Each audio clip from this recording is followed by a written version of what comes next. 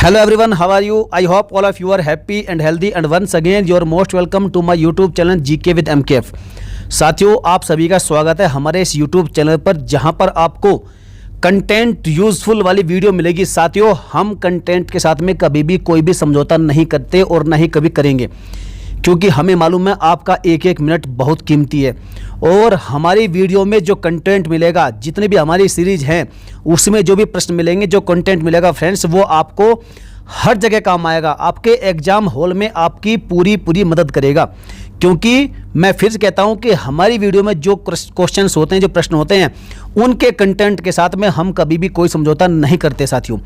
इसलिए जो भी बच्चा CTET, UPTET, super TET, KVS, REET या फिर इस तरह की कोई भी परीक्षा की तैयारी कर रहा है, तो उनके लिए यह सीरीज बहुत रामबाण है। क्योंकि प्राचीन भारत का इतिहास एक ऐसा मोस्ट इंपॉर्टेंट टॉपिक है जहां से आपके बहुत प्रश्न पूछे जाते हैं। और साथियों, इस वीडियो में मेरी एक एक बात पर आप ध्यान दीजिएगा, गौर फरमाइएगा, क्योंकि ये क्वेश्चंस बहुत मोस्ट इंपॉर्टेंट है। तो चलिए फ्रेंड्स, वीडियो को शुरू करते हैं, धुआं करते हैं। आज का पहला प्रश्न इस प्रकार है कि किस जैन ग्रंथ में 16 महाजनपदों का उल्लेख मिलता है। देखिए प्रश्न आपसे क्या पूछा है जैन ग्रंथ में 16 महाजनपदों का उल्लेख मिलता है। तो बताइए इसका राइट आंसर क्या होगा। अंगुत्तर निकाय, भगवती सूत्र, महापरिनिर्वाण सूत्र या फिर कृत्य कल्पतरु।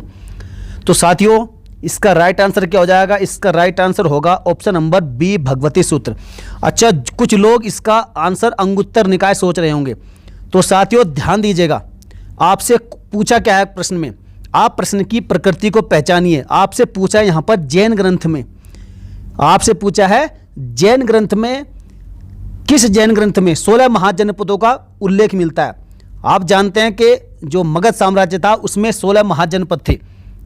तो यहां पर पूछा है कि सभी जो 16 महाजनपद थे उनका उल्लेख किस जैन ग्रंथ में मिलता है। तो साथियों, इसका राइट आंसर है भगवती सूत्र। भगवती सूत्र जैन ग्रंथ का एक ग्रंथ है, ये पुस्तक है, और इसी में आपके पूरे के पूरे 16 महाजनपदों का उल्लेख मिलता है। अच्छा, यदि आपसे यहां ये पूछ लिया जाए कि किस बौद्ध ग्रंथ में, जैन ग्रंथ की जगह यदि बौद्ध ग्रंथ में पूछ लिया जाए कि 16 महाजनपदों का उल्लेख किस बौद्ध ग्रंथ में मिलता है, तो साथियों उसका आंसर आपका अलग हो जाएगा। और वो क्या होगा मैं अगले प्रश्न में बताऊंगा। अच्छा, एक ऑप्शन आपने यहां दिखाई दे रहा होगा आपको, महापरिनिर्वाण सूत्र।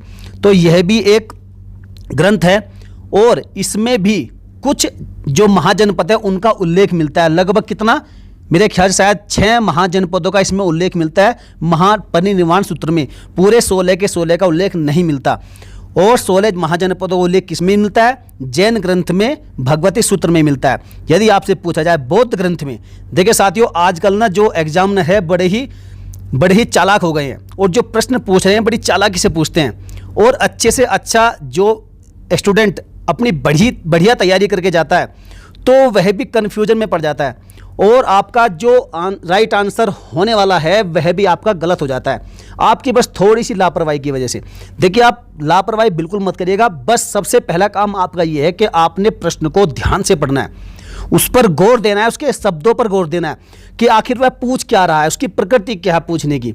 तो यहाँ पर कुछ बच्चे जैन ग्रंथ की बजाय यहाँ पर बौद्ध ग्रंथ दिमाग में ले आते हैं और वह भगवती सूत्र की जगह अंगुत्तर निकाय कर देते हैं। क्योंकि यदि यहाँ पर पूछ लिया जाएगा कि किस बौद्ध ग्रंथ में, तो उसका आंसर हो जाएगा फ्रेंड्स ऑप्शन नंबर ए, अंगुत्तर निकाय। यहाँ पर देखिए प्रश्न नंबर 2 है, इसी से संबंधित हमने प्रश्न नंबर 2 लिया है। यहाँ पर पूछा गया है कि किस बौद्ध ग्रंथ में, बौद्ध धर्म के किस ग्रंथ में 16 महाजनपदों का वर्णन मिलता है। तो साथियों उसका आंसर हो जाएगा आपका अंगुत्तर निकाय। यहाँ पर भगवती सूत्र नहीं होगा। तो पहचानेगा, यदि बौद्ध ग्रंथ में पूछा जाए तो आपका अंगुत्तर निकाय हो जाएगा। यदि आपसे पूछा जाए कि जैन ग्रंथ में, जैन टेक्स्ट में, तो जैन टेक्स्ट का हो जाएगा आपका भगवती सूत्र ऑप्शन नंबर बी। और महापरिनिर्वाण सूत्र में भी आपके 6 महाजनपदों का उल्लेख मिलता है। चलिए आगे बढ़ते हैं। क्वेश्चन नंबर 3 के निम्नलिखित वंशों को क्रमशः लगाइए। मोस्ट इंपोर्टेंट, ऐसे प्रश्न आजकल बहुत पूछे जाते हैं। और आप एक बात तो आप पल्ले में गांठ मार लीजिएगा कि ये जो 16 महाजनपद है, ऐसा कोई भी एग्जाम परीक्षा नहीं होती जिससे ये जो 16 महाजनपद है इनसे आपका प्रश्न नहीं पूछा जाता। ये महाजनपद ऐसा है, मगध साम्राज्य ऐसा है कि यहाँ से आपका 1-2 प्रश्न जरूर बनता है। तो इसलिए यदि आपने ये वीडियो पूरी देख ली, ध्यान से मेरी बातों को सुन लिया, तो आपका एक भी क्वेश्चन यहाँ से गलत होने वाला नहीं है, ये मैं गारंटी से कह सकता हूँ। तो आपसे देखिए कई प्रकार से प्रश्न पूछा जाएगा। जो एग्जाम है बड़ा चालाक है, और खासकर यूपी वाले जो एग्जाम है वो और ज़्यादा चालाक है। जितने भी यूपी के एग्जाम आजकल होते हैं उनमें प्रश्न बड़ी चालाकी से पूछे जाते हैं। देखिए कई तरह से प्रश्न पूछे जाते हैं। एक तो आपका ये जो वंश है या कोई राजा है उनका क्रम लगाने के लिए दे दिया जाएगा। दूसरा आपको एक तरफ उनकी कैपिटल दे देगा और एक तरफ दे देगा महाजनपद। तो आपसे क्या पूछा जाएगा, आपसे उनका मिलान करवा लिया जाएगा, आपसे मैचिंग करवा ली जाएगी। तो यहाँ एक तरह का ये प्रश्न बन गया। दूसरा प्रश्न आपका क्या बनता है कि एक तरफ आपके महाजनपद दे देगा, महाजनपद दे देगा, और एक तरफ आपकी उनकी करंट लोकेशन दे देगा। देखिए ये आजकल बहुत प्रश्न पूछे जा रहे हैं इस प्रकार से।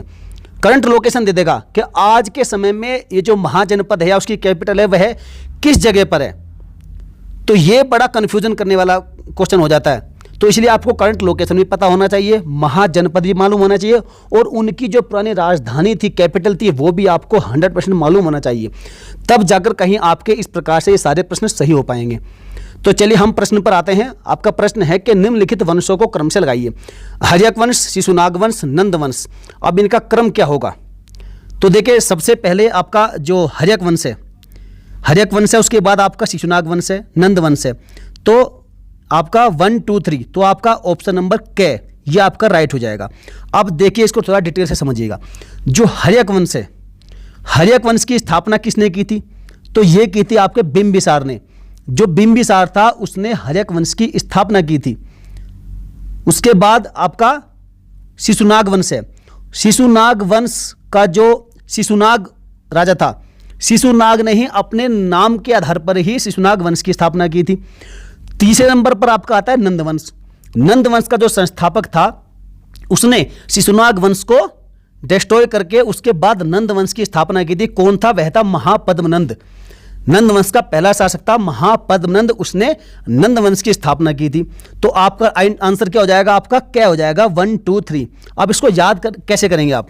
तो देखिए इसका सबसे सरल तरीका याद करने का ऐसा है, आप हसीना याद रख लीजिए, या तो आप इंग्लिश में हसीना याद कर लीजिए।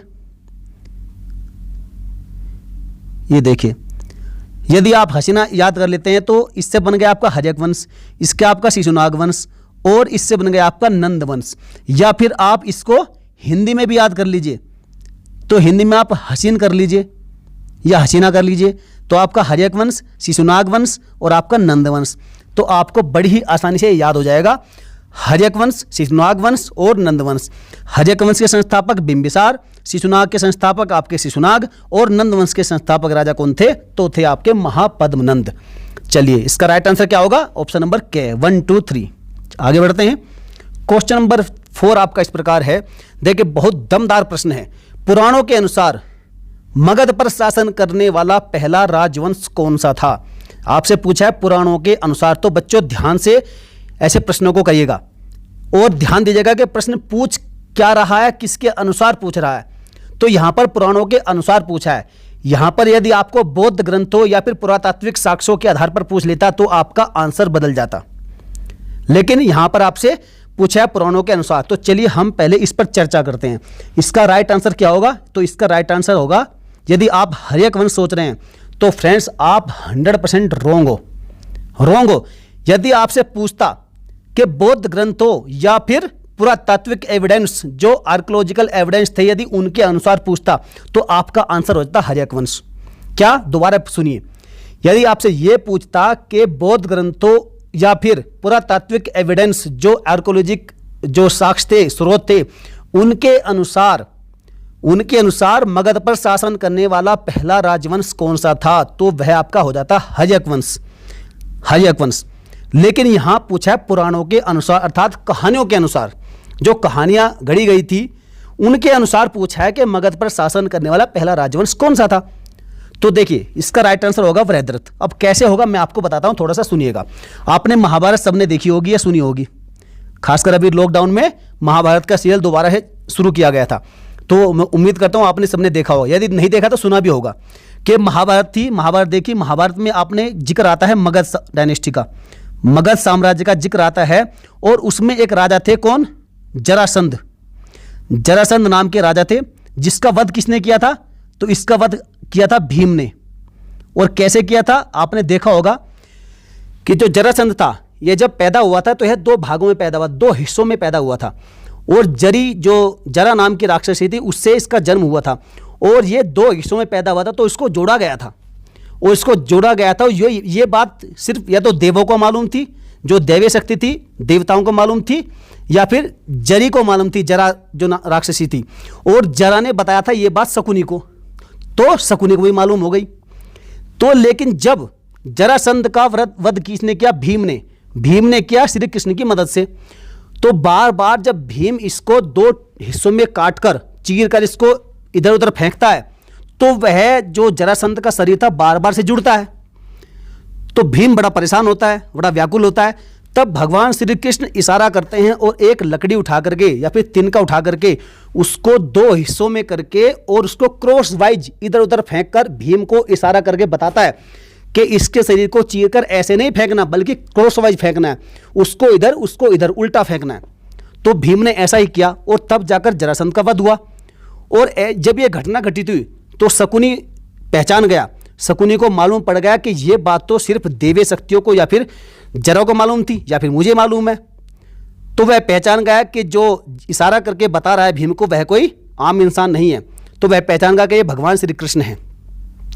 तो आइए कहानी से यहाँ पर प्रश्न पर आते हैं। तो जरासंध राजा था जिसका वध किया था भीम ने। और जरासंध किसका पुत्र था, यह पुत्र था वृहद्रथ का।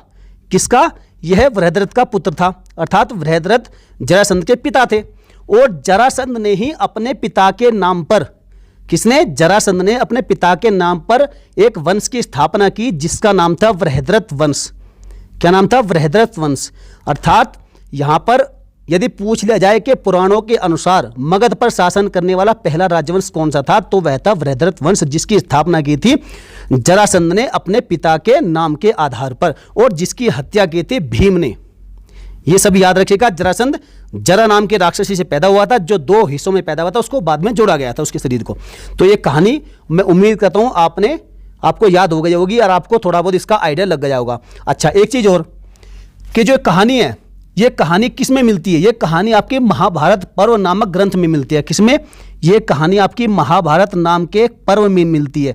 तो ये भी याद रखिएगा, जो लोग सुपर टेट वगैरह की तैयारी करते हैं, टीजीटी पीजीटी की तैयारी करते हैं, तो उनके लिए जाना बहुत जरूरी है। ये भी प्रश्न उनसे अक्सर पूछा जाता है और ये कई परीक्षाओं में पूछा गया है, मैं अपने आप से नहीं बता रहा हूं। इसलिए याद रखिएगा, महाभारत पर्व नामक ग्रंथ में ये कहानी मिलती है पूरी। चलिए आगे बढ़ते हैं, उम्मीद करता हूं आप इसे डिटेल में समझ गए होंगे। क्वेश्चन नंबर 5 की ओर बढ़ते हैं। वृहद्रथ वंश का संस्थापक कौन था? मैंने आपको पूरी कहानी के माध्यम से समझाया है और बताया भी है कि वृहद्रथ वंश का संस्थापक कौन था। तो कौन था? उसका नाम था Jarasandha. Option number B is the correct answer. और जरासंध के जो पिता थे वो थे वृहद्रथ, और जरासंध ने अपने पिता के नाम पर ही वृहद्रथ वंश की स्थापना की थी। और पुराणों के अनुसार मगध पर शासन करने वाला पहला राजवंश था वृहद्रथ वंश। ये भी याद रखिएगा। चलिए, और यदि पूछा जाए कि पुरातात्विक साक्ष्यों और बौद्ध धर्म ग्रंथों के आधार पर मगध पर राज्य करने वाला पहला शासक कौन सा था, पहला राजवंश कौन सा था, तो वह आपका हर्यक वंश हो जाएगा। चलिए, ये प्रश्न भी आपसे आगे वीडियो में बताया जाएगा, पूछा जाएगा। अच्छा, क्वेश्चन नंबर 6 है कि किस शासक द्वारा मगध की राजधानी पाटलिपुत्र से वैशाली स्थानांतरित की गई थी? मोस्ट इंपोर्टेंट, छाप लीजिएगा, 5 स्टार क्वेश्चन, 100% आने के पूरे चांस हैं। पूछा गया कि किस शासक के द्वारा मगध की राजधानी पाटलिपुत्र से वैशाली स्थानांतरित की गई थी? Most important. तो देखिए, एक तो आपसे प्रश्न यहां पर यह बन गया कि पाटलिपुत्र से राजधानी वैशाली किसने स्थानांतरित की थी, एक प्रश्न ये बन गया। देखिए, यहां पर आपको कई प्रश्न बनेंगे। एक आपका प्रश्न बनेगा कि राजगृह से जो राजधानी थी वह पाटलिपुत्र किसने स्थानांतरित की थी? तो क्वेश्चन एक बन गया कि राजगृह से पाटलिपुत्र किसने स्थानांतरित की थी, और पाटलिपुत्र से वैशाली कौन लेकर गया था। आपके यहां पर 2 प्रश्न बन गए। और तीसरा प्रश्न आपका बनेगा कि जो पाटलिपुत्र है इसकी स्थापना किस राजा ने की थी, किस शासक ने की थी। तो आपके यहां पर 3 प्रश्न बन गए जो कि सारे मोस्ट इंपोर्टेंट प्रश्न हैं। तो इसका आंसर क्या होगा? इसका आंसर फ्रेंड्स हो जाएगा option number C, Shishunag. Shishunag ही जो राजधानी थी मगध की पाटलिपुत्र से कहां पर लेकर गया था? वैशाली में लेकर गया था। चलिए, ये तो आपको मालूम चल गया। अब पाटलिपुत्र से पहले राजधानी थी राजगृह, तो राजगृह से पाटलिपुत्र कौन लेकर गया था? तो फ्रेंड्स वह लेकर गया था आपका उदयन, ऑप्शन नंबर बी। चलिए इसके बारे में और आगे पढ़ेंगे। यहां पर आप इतना जान लीजिए कि पाटलिपुत्र से वैशाली स्थानांतरित राजधानी की थी किसने? शिशुनाग ने, जो कि शिशुनाग वंश का संस्थापक था, पहला शासक था। चलिए आगे बढ़ते हैं। क्वेश्चन नंबर 7, किस शासक ने पाटलिपुत्र की स्थापना की थी? बताइए किस शासक ने पाटलिपुत्र की स्थापना की थी? तो इसका राइट आंसर क्या होगा? इसका राइट आंसर होगा friends option number B, Udayan. जो उदयन था इसी ने पाटलिपुत्र की स्थापना की थी, और यही जो है इसी ने राजगृह से पाटलिपुत्र अपनी राजधानी लेकर गया था उदयन। क्योंकि पाटलिपुत्र से जो पहले राजधानी थी वह कहाँ थी? वह राजगृह थी। स्टार्टिंग से ही राजगृह थी, लेकिन उदयन लेकर गया था पाटलिपुत्र। और फिर पाटलिपुत्र से वैशाली कौन लेकर गया था? वो मैंने आपको पिछले प्रश्न में बताया है। चलिए आगे बढ़ते हैं। क्वेश्चन नंबर 8, निम्न में से किसके द्वारा मगध की राजधानी राजगृह से पाटलिपुत्र स्थानांतरित की गई थी? ये भी मैंने आपको डिटेल से समझा दिया है। कौन था? तो वह था फ्रेंड्स ऑप्शन नंबर ए, उदयन। उदयन ने जो है राजगृह से पाटलिपुत्र राजधानी लेकर गए थे, और इसी ने जो है पाटलिपुत्र की स्थापना की थी। भाई स्थापना की थी तभी तो राजगृह से पाटलिपुत्र लेकर गए थे। तो याद रखेगा option number A is the correct answer. चलिए आगे बढ़ते हैं। क्वेश्चन नंबर आपका 9 है कि राजगृह को मगध की राजधानी के तौर पर किसने स्थापित किया था? मोस्ट इंपोर्टेंट, बताइए राजगृह को मगध की राजधानी के तौर पर किसने स्थापित किया था? यदि आप बिंबिसार, शिशुनाग, बृहदत्त कुछ भी सोच रहे हैं तो फ्रेंड्स आप 200% गलत हैं। तो इसका राइट आंसर क्या होगा? इसका राइट आंसर हो जाएगा आपका ऑप्शन नंबर ए, जरासंध। देखिए मैंने आपको अभी थोड़ी देर पहले कहानी बताई थी जिसमें आपको बताया था कि पुराणों के अनुसार मगध पर शासन करने वाला पहला राजवंश कौन सा था? तो वह था आपका बृहदरथ वंश, जिसकी स्थापना किसने की थी? जरासंध ने की थी। तो जब जरासंध ने उसकी स्थापना की थी तो राजधानी कौन उस समय पे क्या थी? राजगृह। तो राजगृह को भी राजधानी किसने बनाया था? जरासंध ने ही स्थापित किया था। याद रखिएगा, मोस्ट इंपोर्टेंट क्वेश्चन है आपका। यदि हाँ एक चीज और, यदि आपका विकल्प में जरासंध नहीं होगा फिर क्या होगा? तो कंफ्यूजन हो जाएगा ना। तो यदि आपका विकल्प में जरासंध नहीं होगा तो आपका बिंबिसार होगा।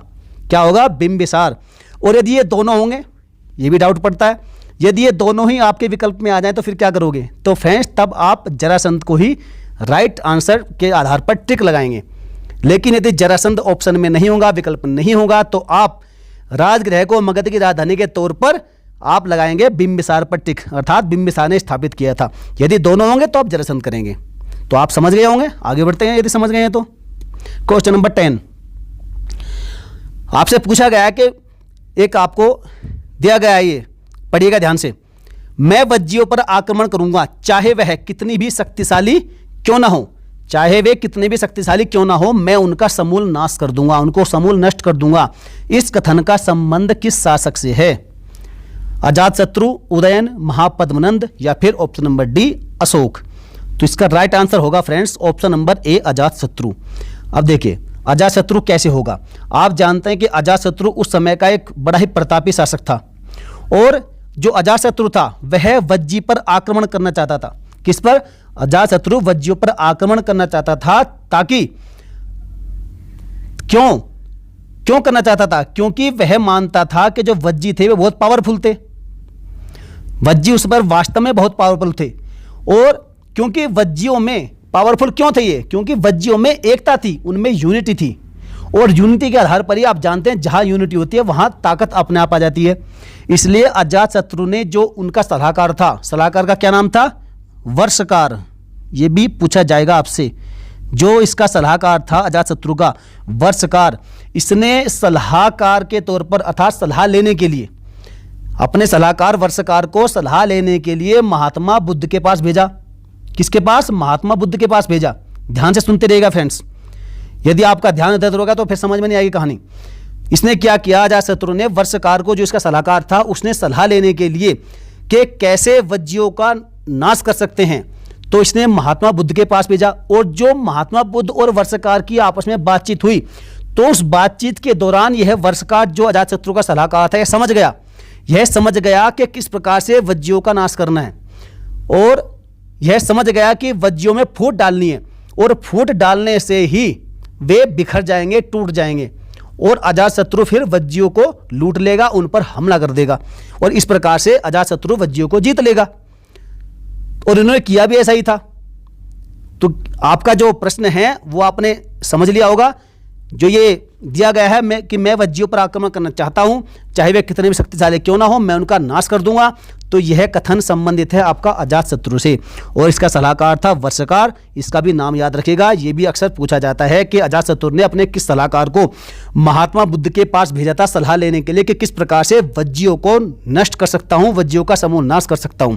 क्योंकि वज्जी उस समय पर बड़े ही प्रतापी थे, बहुत शक्तिशाली थे, क्योंकि उनमें क्या थी, उनमें यूनिटी थी, उनमें एकता थी, पावरफुल इसलिए थे।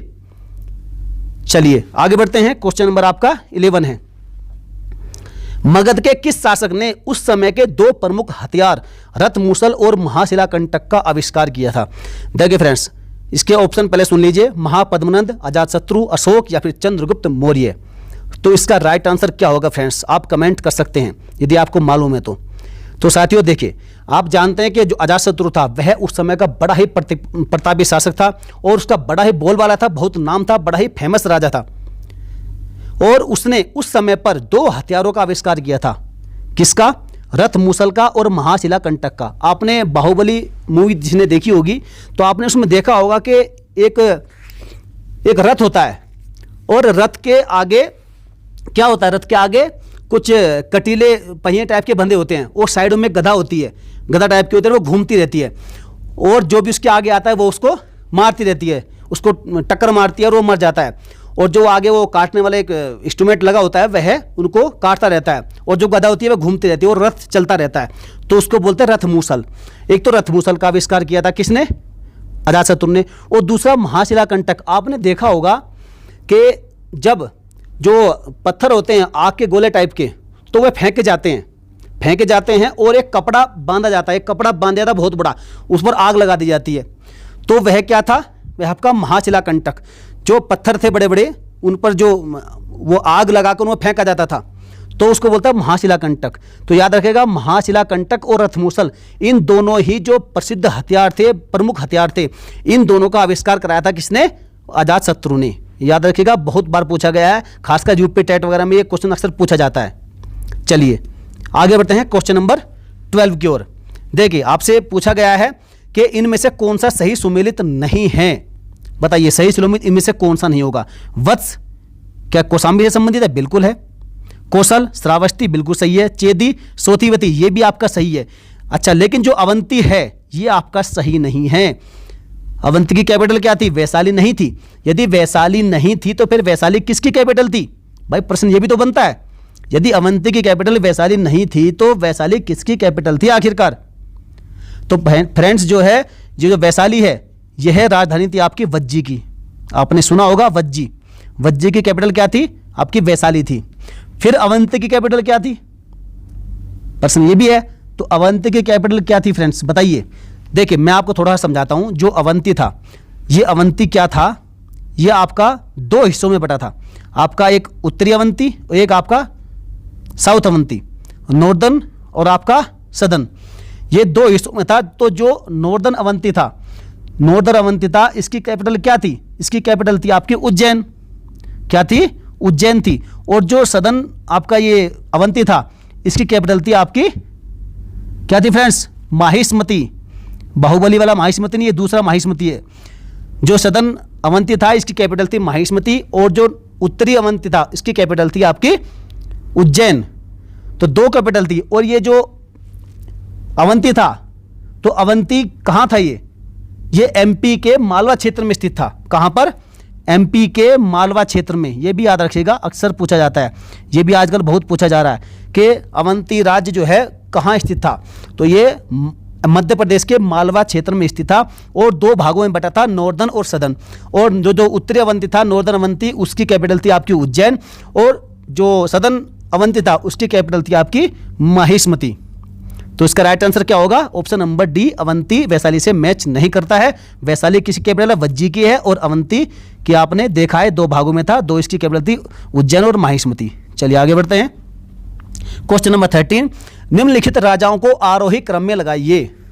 देखिए एग्जामिनर बड़ा ही चालाक है, आपसे घुमा फिरा कर प्रश्न पूछेगा, लेकिन आपको हर प्रकार से तैयार रखना है अपने आप को।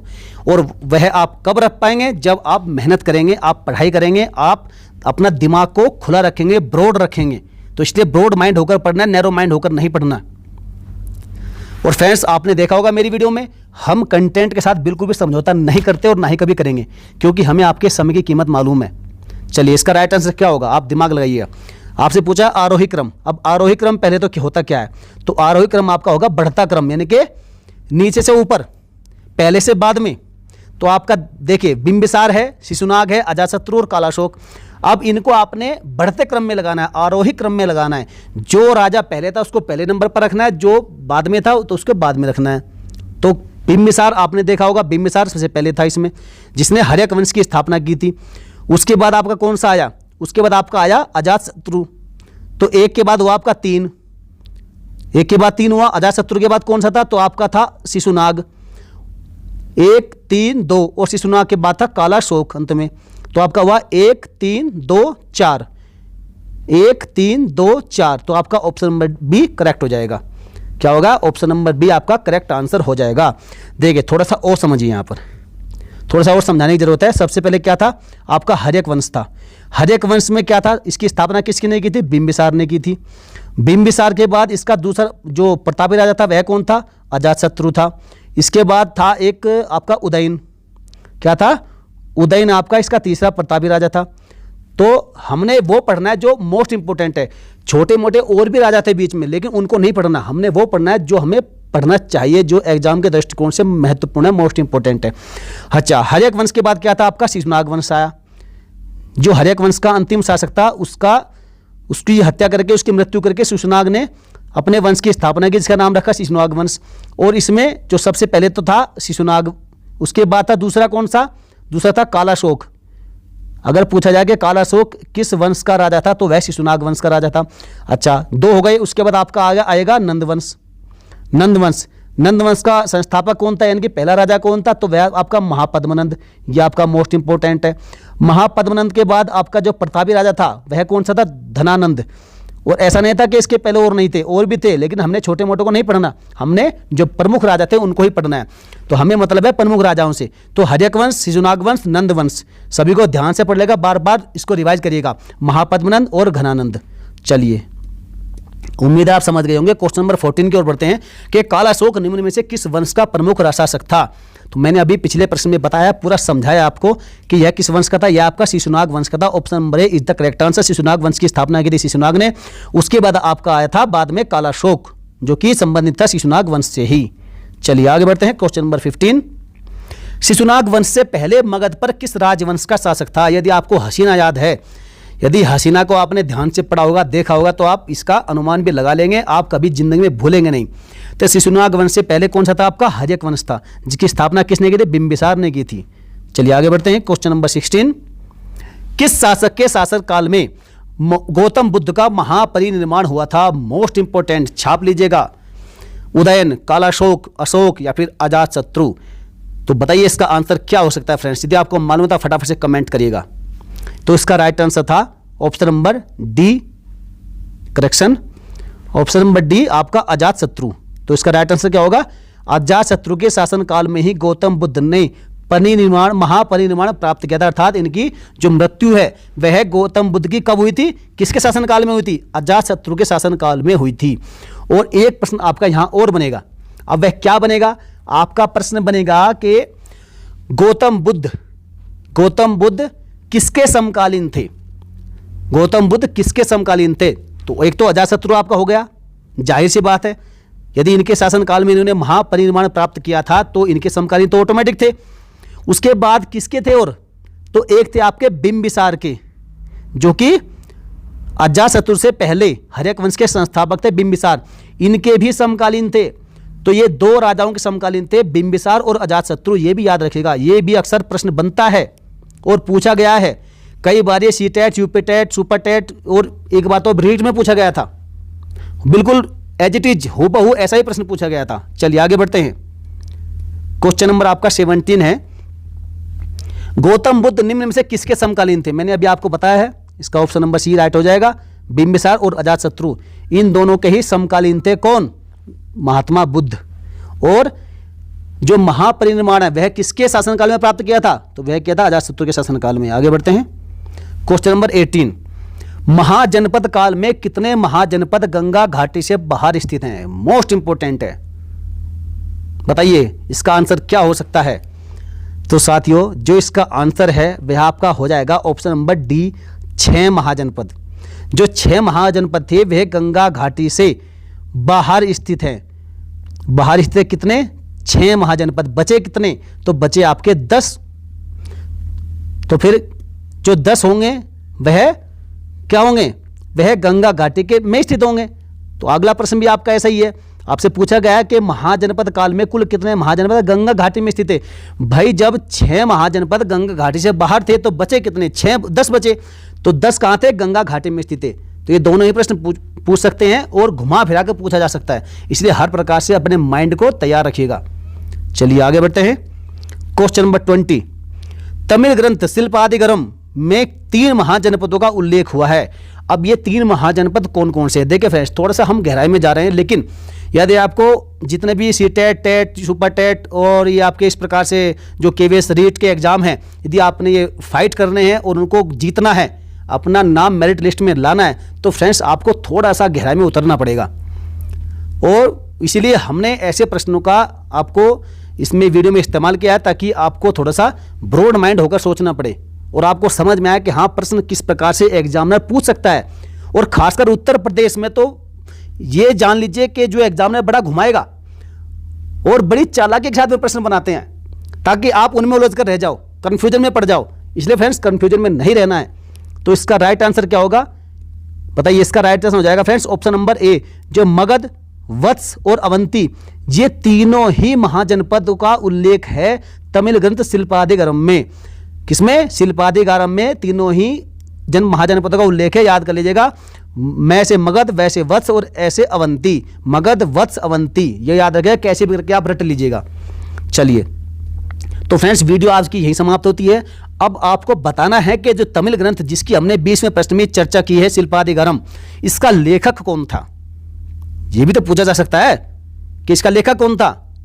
तो यदि आपको मालूम है तो बताइएगा। प्रिंस लांगो एडिगल, मोंडिकल, मुंडा बिसरक या फिर आपका मोगलीपुत्र तिस, इनमें से जो भी आपका राइट आंसर है वह आप कमेंट में लिखिएगा। और चलिए फ्रेंड्स, यदि वीडियो को अभी तक लाइक नहीं किया तो लाइक करिएगा। यदि आप लाइक की लायक समझते हैं तो लाइक करिएगा, नहीं तो डिसलाइक करिएगा। चलिए फ्रेंड्स, वीडियो में को सभी अपने दोस्तों के साथ में जो भी तैयारी कर रहे हैं किसी भी एग्जाम की, SET, C TET, super TET, TET या फिर जो भी टीजीटी, पीजीटी या फिर रीट, केवीएस इनकी तैयारी कर रहे हैं तो उन सभी के साथ शेयर कर दीजिएगा। कोई सुझाव है तो आप कमेंट करिएगा। और फ्रेंड्स आप सुझाव नहीं देते हैं, आप बताइएगा वीडियो आपको कैसी लगी। और सब्सक्राइब करने के लिए बिल्कुल नहीं बोलूँगा। यदि आपको अच्छी लगी तो आप करेंगे, नहीं लगे तो नहीं करेंगे। चलिए फ्रेंड्स, मिलेंगे फिर किसी नेक्स्ट वीडियो में। जय हिंद, वंदे मातरम। आप अपना सिलेक्शन पाइएगा, ध्यान से पढ़िएगा, मस्त रहिएगा, व्यस्त रहिएगा। जय हिंद, वंदे मातरम।